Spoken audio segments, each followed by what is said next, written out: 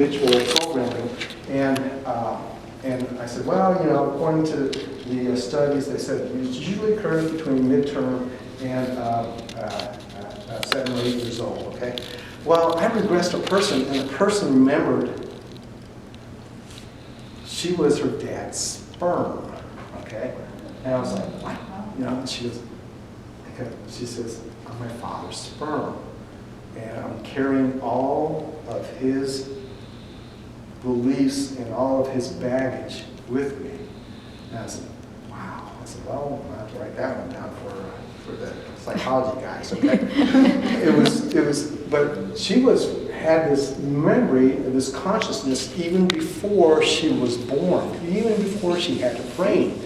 There goes that you this consciousness even before, you know, before you become a baby and all that kind of stuff. There's this beautiful consciousness that comes in through and it expresses the mother's womb. Okay. Now, most of this stuff occurs between, let's say, for argument's sake, midterm pregnancy until you're about 7 years old. Okay. Now, between 2 and 7, your brain operates, they say, in the theta range. Okay, before it's delta, my bad. Delta was the first one. Theta is the second one. Theta is that state where you're quite not sleeping and not quite awake yet.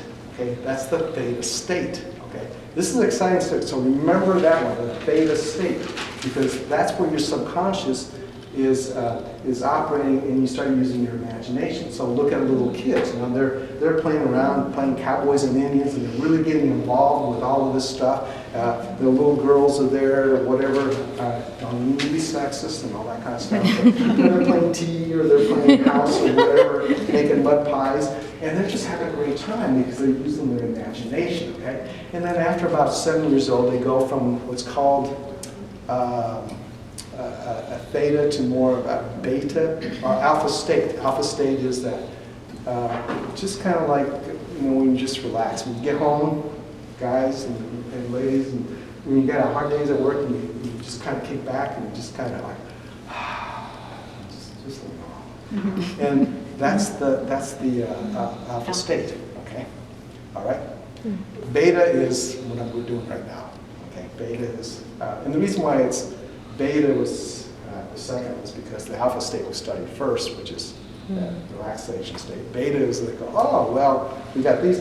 Beta is what we're operating in right now. Okay. Now, this is really, really important because later on, you're doing your stuff. You're going. You're making it. You're marking the world.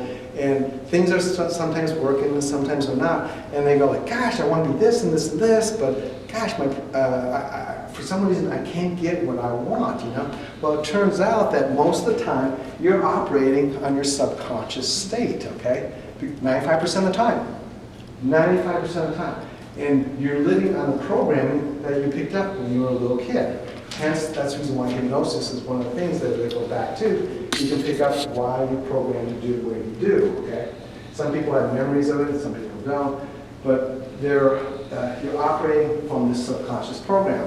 This subconscious program, so I'm going to quote Bruce Lipton, he's a PhD. He wrote a very, very interesting book. It's called A Biology of Belief. It's a book that I highly, highly recommend. I recommend it to my patients all the time. And in there, he said, if you are like a little kid and you're at the store and dad's or mom is whatever pushing the cart, and the little kid says, Daddy, I want that toy. And Dad says, oh, we got to get out of here. No, Dad, I want that toy. Shut up, you don't deserve it. No, we got to go, okay? Well, the kid hears in his mind, you don't deserve, okay? Or you're not good enough, or whatever. That's what he hears. And guess what? That program is in the subconscious now, okay? It's in the subconscious. The subconscious, the brain, excuse me for a second, I gotta go back in the files in my head. The brain has 2 petabytes of data in it. 2 petabytes is, I believe, 2 million gigabytes. That's a lot of information in there, Oh, hey, for me I'm not relearning to walk every day, when I ride a bicycle, I don't think, okay, I gotta ride a bicycle. I don't think about it, I just automatically do it. 2 petabytes of information, okay? The subconscious operates at I've heard numbers ranging from 40 million to 1 billion bits per second. That's how big the processor, your subconscious, is running, okay? Now, you're going to say, well, what does the conscious do? Well, we all understand maybe 1 to 5% of what we do is conscious.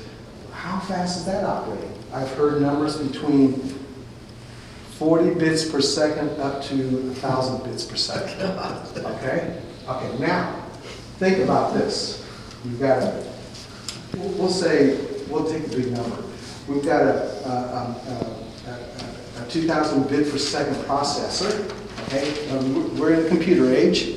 Okay, we've got this 2,000 bit per second processor, and here we've got we'll use the bigger number, 1 billion bit per second processor.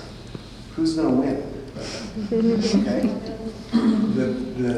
the big computer with all its processing, because you can be conscious of this moment for only a certain while, but then something distracts you. Oh, look, oh, hey, and then all of a sudden your subconscious program takes over again. That's the reason why a lot of the affirmations and a lot of positive thinking and all that stuff doesn't work, because it's in the subconscious, not in the conscious, not the subconscious, okay? That's the reason why affirmation for a while may work, and then as soon as you get distracted with something else, it doesn't work, okay? Because you're back into the subconscious again.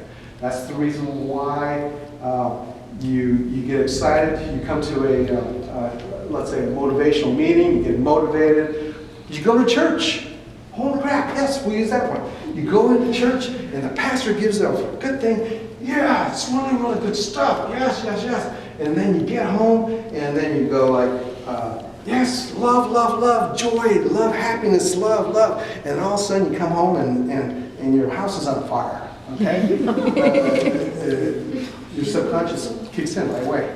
It's very challenging to stay conscious all the time, okay? I think if you're Jesus Christ, I think if you were the Buddha, okay, we've got great examples of that.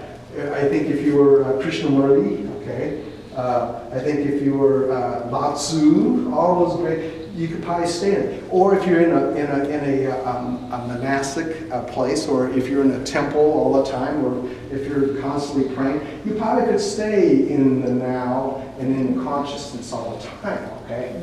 But we got things called life, okay?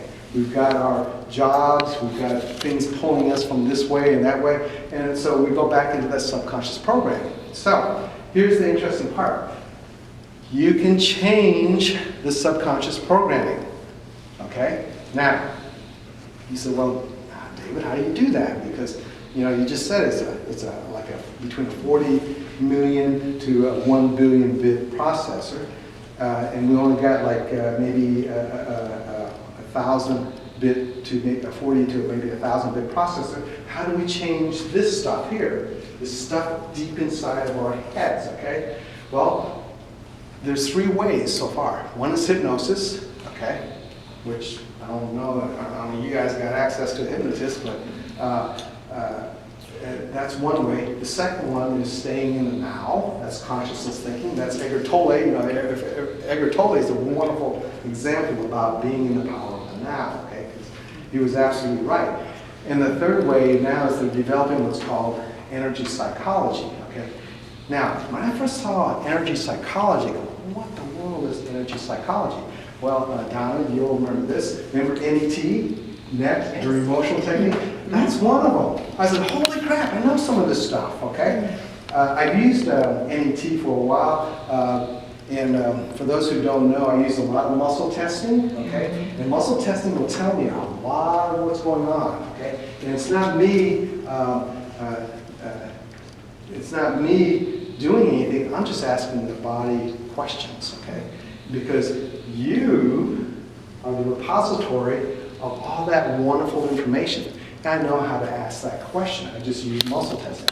Muscle testing works because the brain's hooked up to the autonomic nervous system, which affects muscles, blah, blah, blah. It affects everything else too, but one of the ways that we can determine that by taking a strong muscle. And for anyone who doesn't know muscle testing, I'll kind of demonstrate that later on. But I got a feeling most of you guys know what muscle testing is, except for you. Ah, good. I knew it.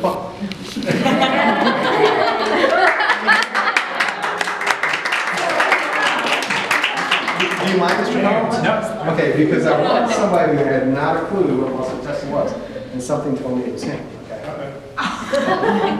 Yeah. It's really simple stuff. Okay. So basically, what it is we'll take a strong muscle. This is called the middle deltoid. Okay, so resist by down pressure, lock it in, and be strong. And say he's strong. Okay. His mind and his body, everything cool. If we hooked up